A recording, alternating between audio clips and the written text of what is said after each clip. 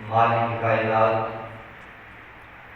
خالق کائنات، صاحب عرش نشین، شش جہات کے مالک کی حمد و ثنا، آقا انعامدار، مدنی تاجدار، طبیب کردگار، اللہ کے پیارے، آمنہ کے لال، امت کے دلارے، فخر بنی آدم، جناب محمد مصطفیٰ صلی اللہ علیہ وآلہ وسلم کا نظرانہ عشق و محبت پیش کرنے کے بعد معزز و محتشم عزت اللہ محبت کے لائق سامعین ذی بقا، اللہ رب العالمین کا ہمارے اوپر بڑا احسان ہے کہ ہم اس کے گھر میں بیٹھ کے اس کے خلیل کا تذکرہ سننے اور کرنے لگے ہیں۔ عالی بقا حضرت آدم سے لے کے حضرت محمد صلی اللہ علیہ وآلہ وسلم تک اللہ تعالیٰ کے ہر نبی کی شان برا و برا ہے، ہر نبی کا مقام اللہ کے ہاں اعلیٰ ہے، اور حضرت ابراہیم علیہ السلام کا جب نام نامی اس میں گرامی آتا ہے تو خالق کائنات نے آپ کو خلیل کے لقب سے نوازا ہے۔ اور لفظ جو خلیل ہے نا، خلیل عام طور پہ جو اس کا معنی ہمیں پتہ چلتا ہے، جو نظر آتا ہے، خلیل کا عام معنی ہمیں دوست پڑھا ہے، ہم نے سنا ہے، لیکن اس سے بھی بڑھ کے اس کا ایک معنی ہے۔ وہ معنی تفسیر ضیاء القرآن کے مصنف حضرت ضیاء الدین محمد کرم شاہ رضی رحمۃ اللہ علیہ آپ لکھتے ہیں کہ خلیل سے مراد فقط دوست نہیں ہے، بلکہ خلیل سے مراد محب اور محبوب ہے، یعنی کہ حضرت ابراہیم علیہ السلام کو اللہ کی ذات کے ساتھ بے انتہا محبت تھی، جس کی وجہ سے خالق کائنات نے آپ کو خلیل کے لقب سے نوازا ہے۔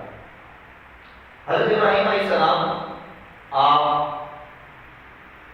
بابل پہ پیدا ہوئے، یہ بنیادی چیزیں شاید اس سے پہلے آپ نے سنی بھی ہو سکتا ہے نہ بھی سنی۔ بابل پہ پیدا ہوئے اور بابل کا ایک شہر تھا اور اس کے اندر آپ کی ولادت باسعادت ہوئی حضرت ابراہیم علیہ السلام۔ اور آج کل تاریخی اعتبار سے جو شہر جو ہے وہ عراق کے اندر مرج ہو چکا ہوا ہے، وہ عراق ملک کے اندر کیا ہو چکا ہے، مرج ہو چکا ہے وہاں۔ تو حضرت ابراہیم علیہ السلام تورات کے اندر آپ کا جو نام ہے وہ ابرام اور ابراہم، یہ دو نام بتائے جاتے ہیں۔ اور 1894 کے اندر ایک تحقیق شروع ہوئی جب حضرت ابراہیم علیہ السلام ذات والا کا اسٹڈی کیا یورپ میں، تو انہوں نے کہا کہ ہم ریسرچ کرتے ہیں اور دیکھتے ہیں کہ واقعی ابراہیم نامی کوئی اللہ کا نبی گزرا ہے، پسندیدہ بندہ گزرا ہے۔ 1894 کے اندر انہوں نے تحقیق شروع کی تو تھوڑے عرصے بعد ان کا یہ اتحاد بن گیا کہ ابراہیم کسی قبیلے کا جو سردار ہے اسے کہا جاتا تھا، اور اس وقت بابل میں جتنے بھی قبائل تھے، جتنے بھی قبیلے تھے، ہر ایک کا جو بڑا تھا اسے ابراہیم کہا جاتا ہے، اس کے علاوہ اور کوئی تاریخی شخصیت نہیں۔ لیکن تقریباً 7 سال بعد ان کا یہ موقف جو تھا وہ چینج ہو گیا، بدل گیا، کہ وہ اس بات کے اوپر آ گئے کہ واقعی حضرت ابراہیم علیہ السلام اللہ کے ایک ایسے نبی گزرے ہیں کہ جنہوں نے اللہ کے ہاں خلیل کا لقب پایا ہے، جنہوں نے اللہ کے ہاں محب اور محبوب کا لقب پایا ہے۔ آج کار حضرت ابراہیم علیہ السلام آپ نے جس معاشرے کے اندر اپنی آنکھ کھولی تھی، وہ معاشرہ، وہ سوسائٹی اتنا بت پرستی کے اندر غرق ہو چکا ہوا تھا کہ ہر گھر کے اندر بت پڑے ہوئے تھے، اور ہر گھر میں سے کوئی نہ کوئی ایسا شخص موجود تھا جو بت بنا کے آگے بھیجتا تھا۔ یہ عام عادت چل رہی تھی، لوگوں کے اندر بت بنائے بھی جاتے تھے اور گھروں کے اندر بت رکھے بھی گئے ہوئے تھے، لیکن حضرت ابراہیم علیہ السلام کو اللہ نے یہ مقام عطا دیا کہ آپ نے اس بت پرستی کی طرف آپ مائل نہ ہوئے، بلکہ اللہ کی ذات کے ساتھ اتنا لگاؤ ہو گیا کہ آپ کی قوم جب کسی میلے میں گئی تو آپ نے بتوں کو تہس نہس کر دیا کہ صرف ایک چیز تھی کہ آپ کے دل کے اندر اللہ کی محبت موجود تھی۔ آج کا تاریخ ہجری کے اندر حضرت ابراہیم علیہ السلام کے حوالے سے آج بھی گفتگو کرنی کہ اللہ نے آپ کو خلیل کا لقب کیسے دیا. آپ کے کون سے عمل تھے جس کی وجہ سے خالق کائنات نے آپ کو خلیل بنایا ہے, اپنا مقرر بنایا ہے, اپنا محب بنایا ہے, اپنا محبوب بنایا ہے. حضرت ابراہیم علیہ السلام کی ایک عادت مبارکہ تھی. آپ کی عادت تھی کہ آپ ہر روز ایک مہمان کو تلاش کرتے اور اس مہمان کے ساتھ کھانا تناول فرمایا کرتے.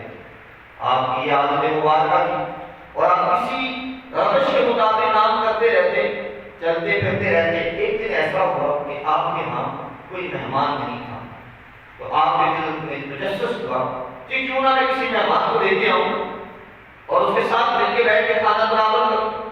آپ باہر نکلتے ہیں اور آپ مہمان کی تلاش میں جا رہے ہیں, مہمان کی تلاش میں جاتے ہیں. صاحب ابن طبری لکھتے ہیں کہ جب آپ باہر جاتے ہیں اور دیکھتے ہیں کہ وہاں پہ پورا شخص ہے, 70 سال اس کی عمر ہے, وہ کھڑا ہے, تو آپ اس کے پاس جاتے ہیں اور اسے کہتے ہیں کہ چلو آؤ آج میرا مہمان بنو, آؤ میرا مہمان بنو. وہ آتا ہے, آپ کے دسترخوان کے اوپر بیٹھتا ہے, آپ اسے کہتے ہیں کہ چلو پہلے میرے اللہ کا نام لو, پہلے میرے رب کا نام لو, پہلے میرے خدا کا نام لو جس کی میں عبادت کرتا ہوں, جس کی توحید کا میں پرچار کرتا ہوں, اس کا اعلان کرو تاکہ تم کھانا تناول کر سکو. وہ کہنے لگا نہیں ابراہیم نہیں, میں تو فرض کروں, میں تو حکم کو مانتا ہوں, میں آپ کے خدا کو کیسے مان سکتا ہوں. تو آپ نے فرمایا نہیں, میں اس طرح کھانا نہیں کھلاتا, میں تو اپنے دسترخوان کو شرے کے آتا ہوں. جو توحید کا کار ہے, جو اللہ کو مانتا ہے, تو وہ اٹھ کھڑا ہوا, چل پڑا. تو حضرت ابراہیم علیہ السلام کو اسی وقت غیب سے آواز آئی, اللہ کی طرف سے آواز آئی, ابراہیم 70 برس بیت گئے ہیں, یہ میرا شخص میری بارگاہ میں آتا نہیں ہے, مجھے مانتا نہیں ہے, مجھے اللہ ایک ہونے پر اس کا ایمان نہیں ہے, لیکن 70 برس بیت گئے, لیکن میں نے رب نے آج تک اس کا رزق بند نہیں کیا. آپ کے دل کے اندر ایک سوچا لگتا ہے, آپ پریشان ہوتے ہیں اور اسی وقت پائے جاتے ہیں اور اس کا بازو پکڑتے ہیں اور اسے کہتے ہیں آؤ چلو میں تمہیں کھانا پیش کرتا ہوں. وہ پریشان ہو جاتا ہے, وہ کہتا ہے بات کیا ہے, ماجرا کیا ہے. ابھی کچھ لمحے پہلے, کچھ مہلت پہلے, کچھ دیر پہلے آپ نے کہا تھا کہ میں جب تک اللہ کا نام نہیں لوں گا تو میں کھانا نہیں کھلاؤں گا, تو میں نے اللہ کا نام تو نہیں لیتا.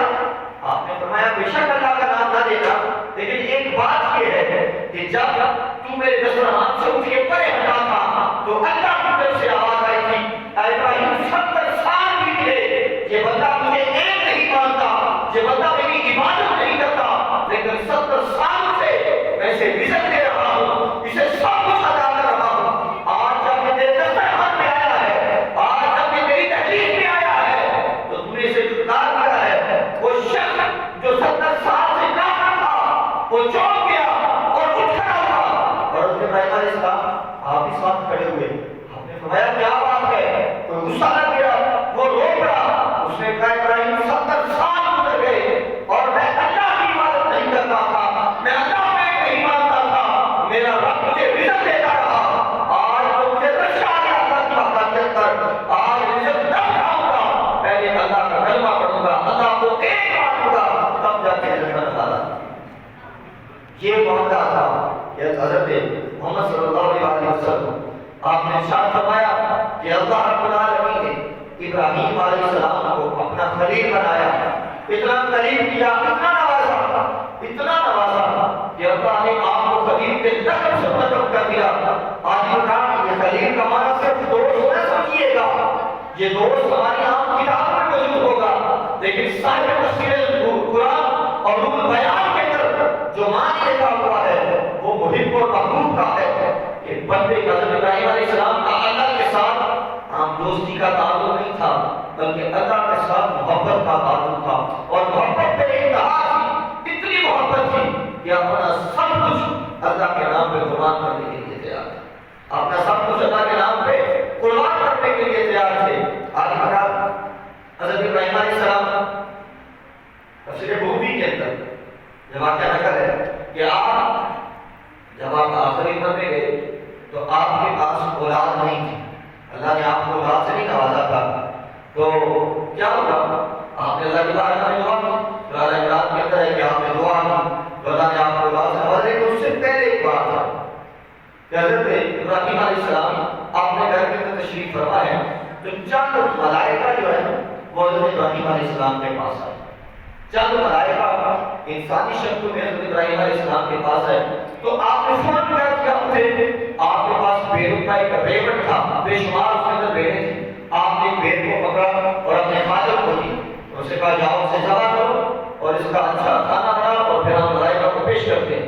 آج اس عمل کی وجہ سے ملائکہ نے جب یہ عمل دیکھا کہ ہم اللہ کی طرف سے آئے اور ہماری مہمان نوازی ہو رہی ہے، ہماری مہمان نوازی کی جا رہی ہے، تو انہوں نے کہا اے ابراہیم اللہ یہ ملائکہ ہے، ہمیں اللہ نے بھیجا ہے، ہم آپ کو آج بشارت دینے آئے ہیں کہ اللہ آپ کے یہاں حضرت اسحاق علیہ السلام کو نبی مقبول کرتا ہے.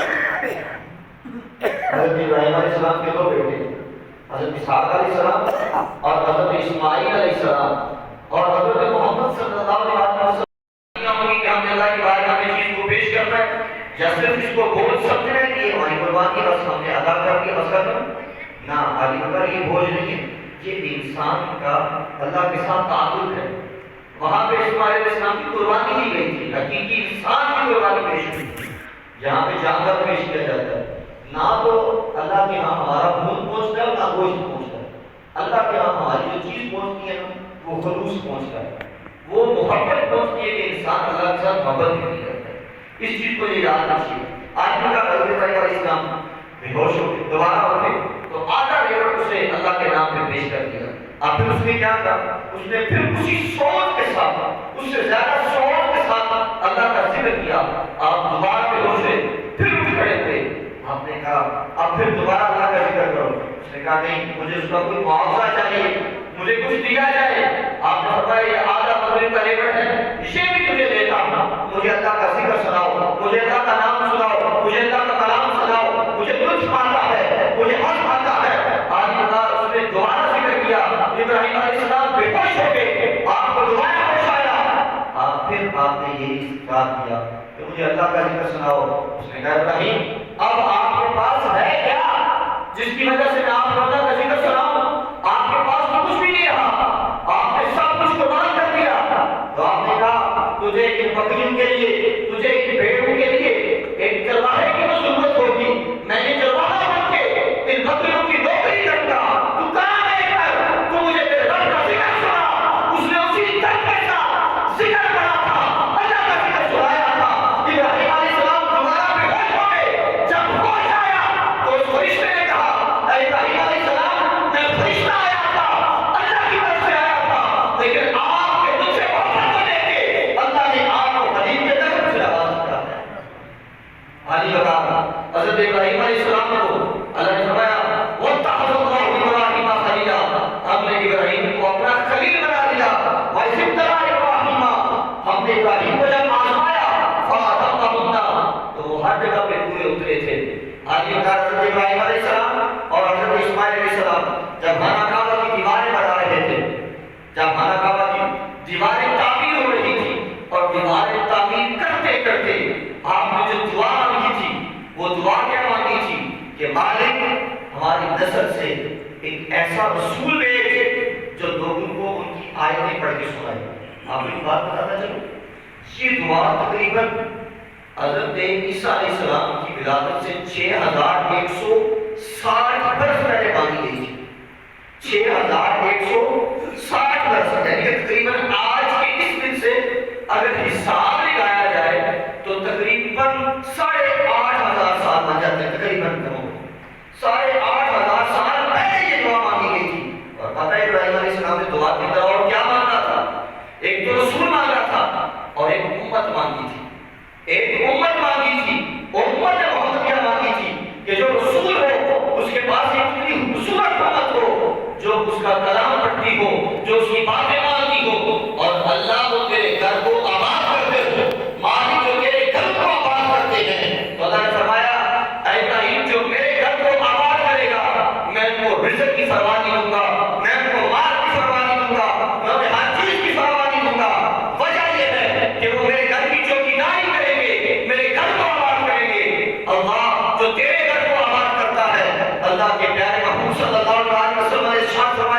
کہ جو شخص مسجد تعمیر کرتا ہے اور پھر اس مسجد کو آباد کرتا ہے، میرا رب کہتا ہے کہ میں ان لوگوں کے گھروں کو بھی آباد کرتا ہوں۔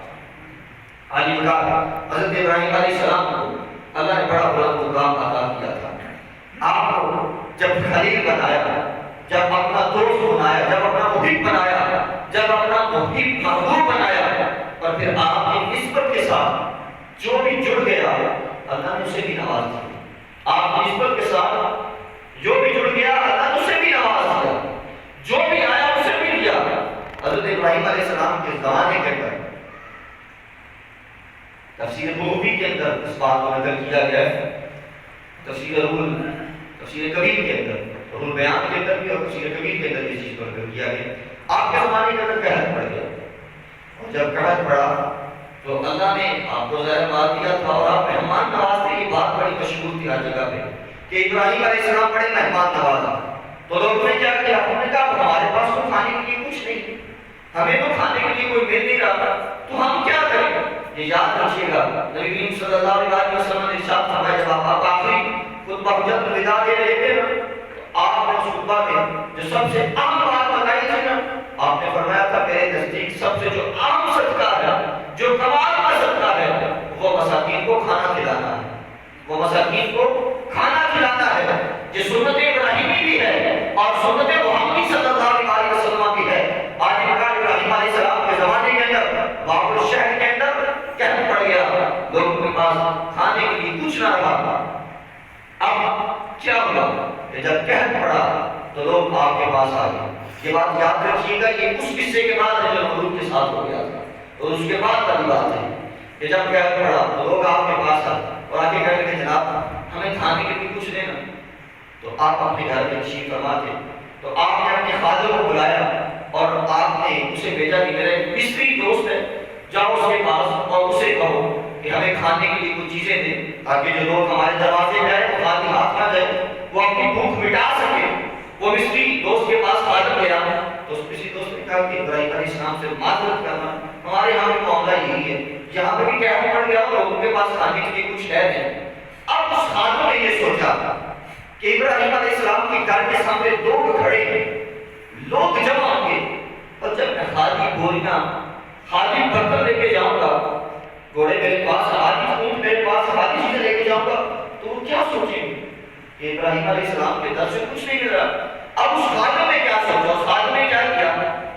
ان توڑوں کے اندر بوری کے اندر ریت ڈال دی اور پٹی کر دی تاکہ جب دروازے کے سامنے سے گزرے نا لوگوں کو تھوڑا سا حوصلہ ہو جائے کہ کچھ کھانے کے لیے دے جائے گا۔ اب وہ خادم اس سوچ کے ساتھ گیا کہ کوئی یہ نہ کہے کہ ابراہیم علیہ السلام کے در سے بھی کچھ نہیں مل رہا، یہاں سے بھی ہمیں خالی ہاتھ جانا ہے، آج کچھ نہیں ملے گا۔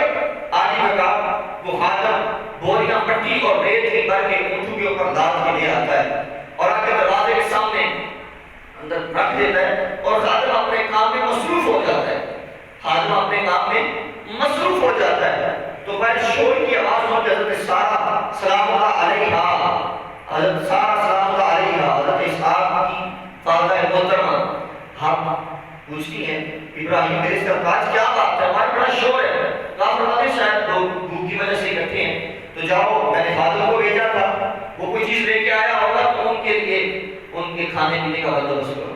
آج ان کا حضرت سارہ سلام اللہ علیہا جب گئی تو انہوں نے ان بوریوں کو کھولا، ان بوریوں کو کھولا جن کے اندر مٹی اور ریت تھی۔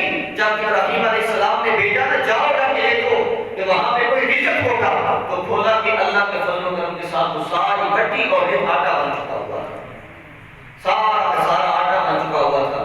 پھر غیب سے آواز آئی ابراہیم آج لوگ تیرے در پہ آئے تھے، آج لوگ تیرے دروازے پہ آئے تھے، لیکن تم نے لوگوں کو خالی ہاتھ واپس نہیں بھیجا، بلکہ وہ اللہ کا نام لینے کے ساتھ تمہارے در پہ آئے تھے۔ آج بھی تم نے اللہ کے اوپر امید رکھ کے ان کو کھانے کا اہتمام کیا ہے، تمہاری اسی وجہ سے، تمہاری اسی عادت کی وجہ سے وَاتَّخَذَ اللَّهُ إِبْرَاهِيمَ خَلِيلًا، آج مالک کائنات تجھے اپنا خلیل بناتا ہے، آج اللہ رب العالمین تجھے اپنا دوست بناتا ہے،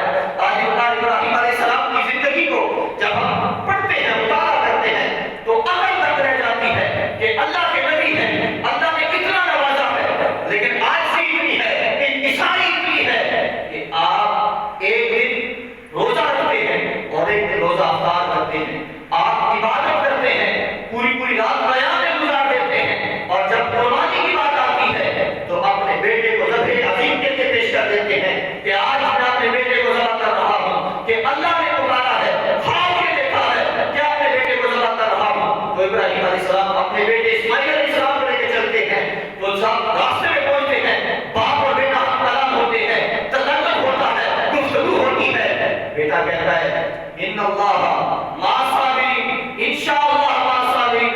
اے بات محترم، انشاءاللہ آپ جو صبر کرنے والوں میں سے پائیں گے۔ پتہ یہ چلا کہ جس طرح اللہ رب العالمین نے ابراہیم علیہ السلام کو اعلیٰ نبوت سے سرفراز کیا تھا، اسی طرح اسماعیل علیہ السلام کو اعلیٰ نبوت سے سرفراز کیا تھا۔ ان دونوں کی وجہ یہ تھی کہ خالق کائنات نے ابراہیم علیہ السلام کی نسل سے، اسماعیل علیہ السلام کی نسل سے دنیا والوں کو اپنا سونا نبی محمد عطا کرنا تھا۔ اور یہ قربانی کہاں سے چلی تھی اور یہ قربانی آج تک چل رہی ہے۔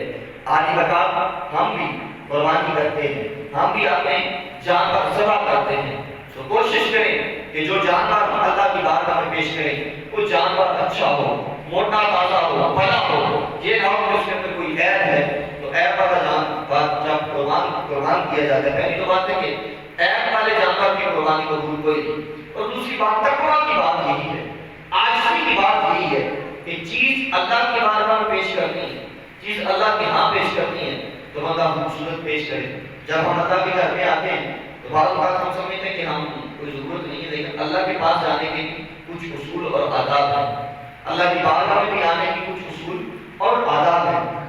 ہم کسی اور جگہ میں بیٹھے ہوں یا سمجھ لیں کسی میٹنگ میں جانا ہے تو ہم ہمارے سامنے سی او صاحب بیٹھے ہیں، جو بیٹھے تو ہم بات نہیں کریں، خاموش رہیے کہ وہ بات کر رہے ہیں۔ تو جب بارگاہ خداوندی میں بندہ آتا ہے، مسجد میں آتا ہے، تو اس کا بھی ادب آداب یہ بھی ہے کہ انسان خاموشی کے ساتھ اور عاجزی کے ساتھ مسجد میں بیٹھا کرے۔ ایک آخری حدیث مبارکہ نبی کریم صلی اللہ علیہ وسلم نے فرمایا کہ جو شخص مسجد سے نا ایک بال اٹھا کے، چھوٹا سا بال اس کو اٹھا کے مسجد کے دروازے سے باہر پھینک کر، حدیث سماعت کیجیے گا، چھوٹا سا بال مسجد سے اس نے اٹھایا اور دروازے سے باہر پھینک کر، آپ نے فرمایا ثواب پتہ ہے کتنا ملا؟ آپ نے فرمایا جس طرح ایک مردار گدھا مسجد کے اندر پڑا ہو اس کو اٹھا کے باہر پھینکنے سے ثواب ملتا ہے نا، اتنا ثواب ایک بال اٹھا کے باہر پھینکنے سے ملتا ہے۔ تو مسجد کو صاف رکھنا بھی عبادت ہے، مسجد کی صفائی کرنا بھی عبادت ہے۔ اللہ رب العالمین کی بارگاہ میں دعا ہے کہ رب العزت جس طرح ہم اللہ کی بارگاہ میں حاضر ہوتے ہیں، مالک ہمیں اور عاجزی اور انکساری کے ساتھ حاضری کی توفیق عطا فرمائے، اور جو کچھ میں نے بیان کیا سب سے پہلے مجھے اور پھر آپ کو اس کے اوپر عمل کرنے کی توفیق عطا فرمائے۔ وآخر دعوانا الحمدللہ رب العالمین۔